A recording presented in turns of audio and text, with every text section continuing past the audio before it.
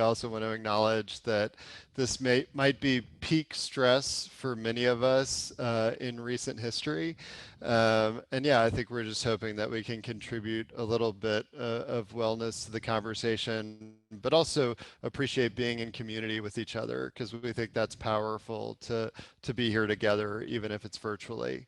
And I think also, it's important to recognize that, we can be frustrated and sad and angry with a lot that's going on in the world right now, and at the same time be excited to be together and talk about creativity and all those other things that we're going to discuss this morning. So thank you. And with that, one thing I'm always curious about, and like we did with the selfie pic, I love that that was part of it. I'm always curious what surroundings people are in when they're doing these virtual presentations. So before we start our slides, I'm actually going to show you, we're going to welcome you into our home and welcome you to our virtual studio where we've been doing online fitness classes and personal training and other stuff. So Brit's kind of going to introduce it, and then I'm going to pan around. Yeah, so this is, as Nathan said, our virtual movement studio, aka our living room. And this is where I get creative in front of the camera, and Nathan's panning around where he gets creative. So as you can see, our dining room table now hosts a mixer and some wireless mic receivers in addition to the laptop where we're streaming this from. These are our quarantine environs where we've been doing a lot of our work. Yeah. Nathan also gets very creative in the kitchen, which I'm very appreciative of. But as we kick things off today, officially, we wanted to bring up the word wellness, and we would love to have some participant interaction. And so when you hear the word wellness, what is your first gut reaction to that word? You can type it in the chat box. A word, a phrase, an emotion. What comes up for you? Balance, health, feeling good. Ooh, mental health. I love that one, Anna. Feeling good, body and mind, self-care. Yeah, and keep those coming. We're going to be monitoring the chat box as we go along. And since our time is limited this morning, we do think it's important. We're opening a wellness center, as Vishali said, and we think it's important that you know what we think of wellness. So I think that in some ways we think that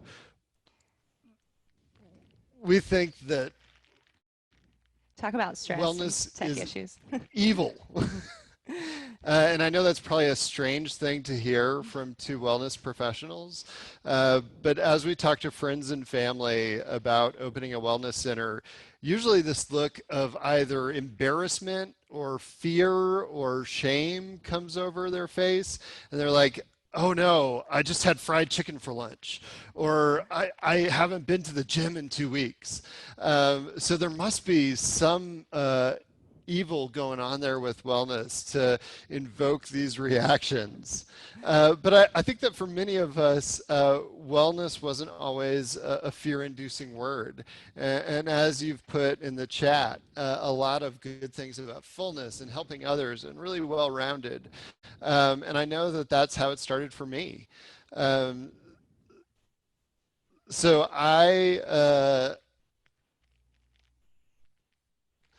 I was a curly-haired teenager in the 90s. And at that time, we didn't really talk about wellness, but we did talk about health and we talked about fitness. And I knew that going and playing basketball and working out were all things that I could do to stay healthy. And we didn't really hydrate in the 90s, but somehow I had a vague idea that milk was good for me. And some other things that I think were pretty introductory things to wellness. And also, I remember these. I don't know if anybody's experienced this, but baked Tostito tortilla chips were maybe the only snack in my parents' house. I didn't get many Doritos as a kid. And I tried finding this picture, and I think they only offer these in scoop form now, probably suggesting that you should never eat them by themselves. But I remember that this was part of my idea of wellness. Yeah, and so for me, I'll share a little bit about my formative wellness experience. So first, I wanted to share this photo for one reason. I'm really digging my creative expression of accessories here. I was known when I was younger. I was known for as many headbands as I could fit on my head, as many necklaces and bracelets and all the things. And I really love that because I just made my own rules. There was no rules about what was good, what was bad, and I was just rocking it. And I thought it was very cool in this picture, if you can't tell. But yeah, around this age was the time where I was first introduced to wellness. And similar to Nathan, it really wasn't called wellness. But when I look back, it was being introduced to the gym. And so I can remember, or at least I was told this happened. Sometimes it's hard to know which is which. But my mom would take me to the gym. She would take me with her when she was going to the gym. And of course, I was supposed to go into the childcare corner, of which I refused. I was told that I was a very strong-willed child. And I wanted to do step aerobics with my mom. I wanted to set up my step right next to her and take the step aerobics class with her. And so if you can imagine a 5-year-old rocking, or what she thought she was rocking, step aerobics and those turn steps and triple knee repeaters, that was me. And when I think back on this memory, it really evokes, thinking about movement for fun, movement in a creative way, because step aerobics, if you've ever done it or know about it, it's about moving to the music and creating these combinations in a creative way. And also, it was about being in community. So moving with people. And for me, moving next to my mom, someone that I had a very strong and loving and safe connection with. And so also, I want to transition and turn your attention to this picture. So when we look at this picture, I think it's important to get a little bit critical about what we see here. So this is a group of presenting women. They are white women, and they're also thin white women, to take it one step further. And so I think it's really important to get critical about the pictures and the messages that we receive around wellness, perhaps sometimes not being very inclusive and being exclusive. So if you can imagine, if you don't look like this, if you identify otherwise, maybe you don't fit in, or wellness isn't for you, or that space doesn't welcome me, and how that can have a negative impact on our wellness. Another reason that wellness can be evil, or might be evil, is what I like to call motivation culture. So for example, the only bad workout is the one that you didn't do. And I've seen this meme in so many different iterations. You might have seen something like it. And so part of motivation culture is like, okay, sure, what's wrong with that? That's getting me motivated to go to the gym and to get up and go. And that part of it might be helpful for us. There's another piece to this that might evoke some feelings of, uh-oh, I didn't work out today. What does that say about me? And maybe we start to go down this rabbit hole of some negative self-talk, maybe some guilt and shame, which can have a negative impact on our wellness. Another reason we think that wellness may be evil is that oftentimes wellness culture is really intertwined with beauty. And I'm very opinionated about this. I think the two should be totally detached. Very different entities that we should, just detach, because when we look at, for example, a wellness company like Goop, who is promoting skincare and other beauty products with a person that showcases this European beauty standard, we kind of, the message starts to get twisted a little bit. Again, if I don't look like that, what does that say about me? And again, who made these beauty like societal culture or societal standards anyways? Who made these rules? And lastly, another reason why we think wellness may be evil is diet culture, what we like to call diet culture. And so diet culture is really it tells us that in order to be healthy, we have to be thin. In order to be healthy, we have to pursue weight loss. And also, it kind of deems food as good or bad. So if we're eating the kale and the smoothies, we are good. And if we're eating the fried chicken and the french fries, we are bad. And so that can really lead to some disordered eating potentially and have a negative impact on our wellness.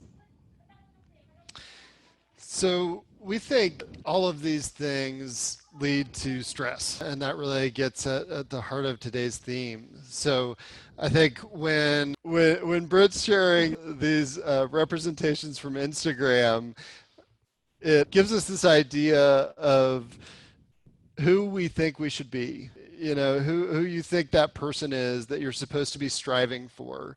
But I think often when we talk to people and for ourselves as well, I'm really interested in who you are. And so I think that there's a lot of stress in between the two. Maybe it's not that wellness is evil. Maybe it's more so that wellness culture can be bad for you. And I think that we've certainly experienced that with the Instagram examples. And maybe you've experienced that with pressure to look a different way, eat a different way. You talk to people who might not approve of your weight or your other qualities. So it might be more that wellness is a little unhelpful. So with that in mind, for us individually and also us as a business, we want to encourage you to rethink wellness. We think that wellness can be a really helpful thing when done in a positive way. And so I think for myself, I didn't always have that innocent idea of wellness and baked Tostito chips. I think that for myself, I started to develop this idea that if I wasn't perfect and if I wasn't working out every day and eating the right things, then I might just turn that off. And I might instead, as I did, take up smoking and drinking in my late teens and early 20s. And so this idea of like perfection ultimately became destructive for me and my own wellness.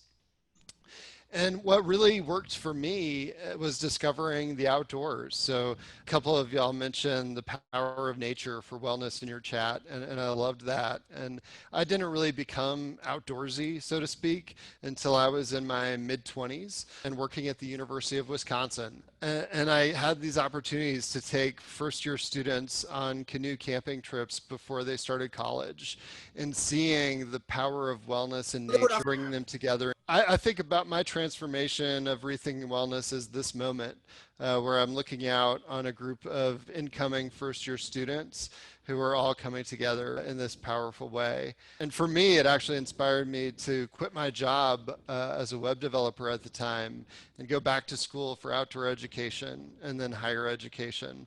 And so now I work at NC State and run the Outdoor Adventures program, where I get to take students to Louisiana and talk about diversity and climate change and go canoeing in the bayou for our wellness. Yeah, and so for me, when I think back on that little girl who was doing step aerobics with her mom, and step aerobics actually became very pivotal because that was the first fitness format that I taught, and I would totally still teach it today if it were still a thing. But somewhere along the way, things got a little messy. I no longer was moving primarily for fun and for community, but I was moving and exercising more to look a certain way. And when I before I knew it, I really wasn't conscious of it, but I was engaging in overexercise. And Nathan can remember a couple years ago when I was just incredibly unwell. I felt lightheaded very often. I was constantly dehydrated and just really didn't feel like my best self. And so I really had to rethink wellness. I think I'm doing these things for the right reason, but actually it wasn't helpful to myself, to my health, or my wellness. And so I had to realize that actually mental health is incredibly important, and my relationship with my body and my relationship with exercise. And I had to learn that actually rest days are incredibly important. And my relationship with food. So I had to realize that I need to ditch the diets and move into intuitive eating. And so a part of wellness for me is being able to go out for a meal in community with one another without feeling guilty or like I need to do a couple workouts the next day to kind of make sure my calories are balancing, for example. And so this picture is very special to me because this was last year and I was celebrating my graduation. And so I recently finished my master's in clinical mental health and became a therapist and started a private practice. So I work with individuals one-on-one around disordered eating and disordered exercise, body image, anxiety, and trauma. And so this is a staged picture of me in my office where I see folks one-on-one via telehealth right now because of COVID. So fortunately for us, well, fortunately for me, honestly, we started dating 4 years ago. So we're life partners, not just business partners. And I think that at that point, we were really able to take our individual ideas of wellness and kind of fuse them together a little bit. And so I think that previously I always had this idea that fitness folks were, the 5 a.m. workout, counting macros and the paleo diet and stuff like that.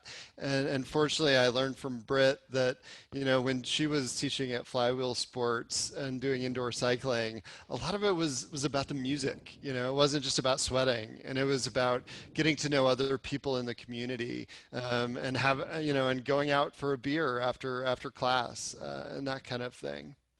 Yeah, and for me, getting to know Nathan and the way that he related to movement was really helpful as I had to reorient my relationship with exercise. So, yes, while I still absolutely love group fitness and working out in that way, it's also really important to think about just moving my body in a more gentle way or riding our bikes around Raleigh to explore and check out a new restaurant and the outdoors. I would not consider myself an outdoor person, but when Nathan has all the gear and everything and can set it up, he can get me to go camping for maybe like 2 nights. Really more like one, but we'll talk about that later. So with that in mind, there's a lot of dimensions of wellness and models of wellness out there. There's like 8 elements or 14, and there's assessments about how you should be well. But I think for us, it really comes down to three things: mind, body, and community. And I'm really glad that many of the chats, when we asked you to reflect on what wellness means to you, revolved around these three things. But often I think that media and advertising wants you to focus on that middle word, wants you to focus on body and your skin and your muscles and your gut, right? There's a lot of shaming that goes on there. Yeah, and to expand upon that, the mind and mental health and how incredibly crucial that is to our wellness. And I would say oftentimes is very overlooked because of the stigma around mental health. We feel like it's weird to struggle with our mental health or that we're alone. and that people won't understand, which is quite the opposite. Not only is mental illness very widespread, but also we don't need to have something wrong with us to see a therapist. Just going to talk to someone can be incredibly helpful to learn more about ourselves and how we relate to others. The mind component, mental health, our attitudes, our perspectives, how we feel about ourselves, how we feel about our body, right? And then community. So we're social creatures. We're meant to connect. And albeit like virtually now, we're still connecting, right? We're still in community. And it's really important too to feel like we're a part of something bigger than ourselves as individuals. And I love how all of these things weave, right? Mind, body, community, they all play on one another, and we can't really look at wellness in one way. And thank you so much for including some of the things in the chat about music and the power of other things that we don't typically think of as wellness. So with these elements in mind in our background, we are starting this wellness center on Southeast Street by Transfer Food Hall. And it's trying to take these ideas and really put them physically in practice. So we are going to have a fitness studio for yoga and functional fitness, but right next to it actually is going to be a teaching kitchen where we bring folks together and have demo cooking classes and have other things to eat and drink and really be together in community. And then we'll have an office space with co-working for wellness coaches and mental health counselors and chiropractors. So it's trying to really take those three elements of mind, body, and community and put them in practice. So speaking of stress, if you've ever leased commercial property and engaged in a renovation, then you know that tends to be a stressful process, and it has been for us as well. Hopefully you'll drive or walk down East Street and see this building. We're at 219 Southeast that we started leasing a year ago, and thanks to the talent of architects and general contractors, we're hoping to be open in mid-October. But yeah, it's a part of wellness and stress is creating this space that tends to be difficult. But we'll have a patio out there and other things for community gatherings. And another thing is, I think that wellness is about rejuvenation. And I think that for us, we took over a building that hadn't been occupied in about 8 years and kind of had, in some ways, a checkered past and took on the demolition ourselves. So none of the ceilings and walls that you see here exist today. And fortunately, this picture is from, I think, last December or so. So none of those walls exist either. Yeah.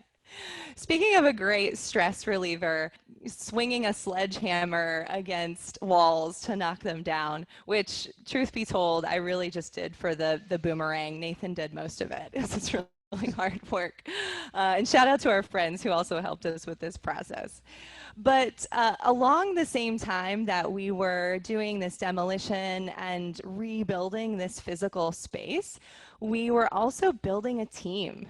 And I can't not smile when I look at this picture.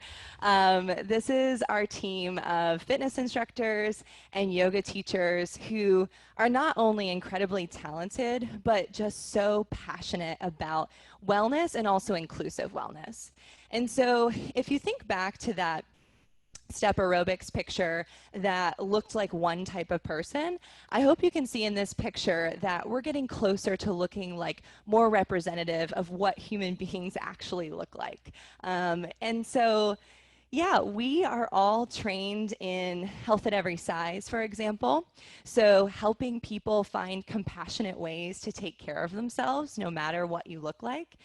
And also affirming spaces. So how to make our space feel comfortable for people of all identities and inviting them into our space in that way.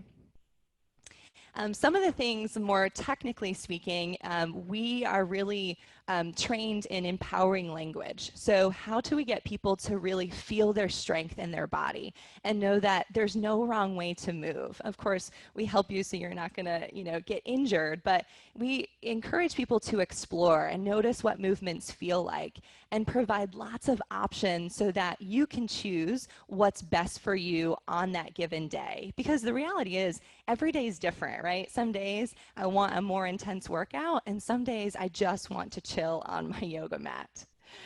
Um, and lastly, as I speak to those options, one of my favorite things to say in my classes is that we're all doing something different because we're all different.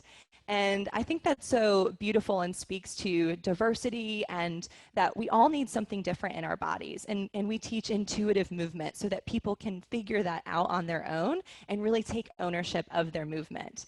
So if our teachers are doing their job correctly, everyone's looking a little different and yeah, making it work for their body.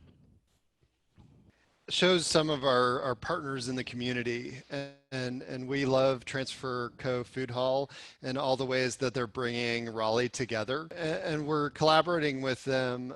We did a healthy local seafood class last year, and were it not for COVID, we would have offered it again in the spring and the summer. But I think that having a gathering place, I've been so excited with the things in Raleigh that have created space for people to come together in community around different topics, such as food education, which we'll be focusing on at the current. And as we move towards wrapping up our talk, we wanted to show you our logo. And so I'm curious, feel free in the chat if you want to include what you think comes to mind when you see our logo. But I think for our friends and our family, oh, good, the first answer was a fingerprint. A fingerprint tsunami. I love that description. Yeah, so I love that y'all are seeing that because we would ask friends and family, and they would also see those things. But I think that it's not just the more obvious metaphor that everyone's wellness is unique, like a fingerprint. But I think also thinking about waves, the ocean ebbs and flows, much like our own individual and community wellness, and much like stress, right? I think that many of us started 2020 thinking it would be one way, and we would get one experience out of it, and it's definitely changed, much like waves and the tides in the ocean. And so we want to leave you with 3 takeaways. The first one being wellness does not have a look. And that one, we can't tell someone's health or wellness by looking at them. We have no idea. And 2, you can pursue wellness without pursuing a look. And oftentimes I would argue that that might be the best way to get you closest to what your wellness looks like. Secondly, wellness is more than food and exercise. We've talked about lots of different ways that we pull in wellness in our lives, mental health, the outdoors, delicious food, community, creativity is a part of wellness. So it's a lot more than just food and exercise. And then lastly, if it's stressing you out or shaming you with these shoulds, maybe it's not wellness. It might not be wellness for you. Maybe that message is trying to take you down a certain path, but maybe you need to make your own rules and go down a different path. So we love this idea of making your own rules, and we want to leave you with, how do you want to rethink your wellness? We would love to answer any questions from the chat that Vishali might have seen. I've been curious, just how has this virtual experience been for you all? Just transitioning.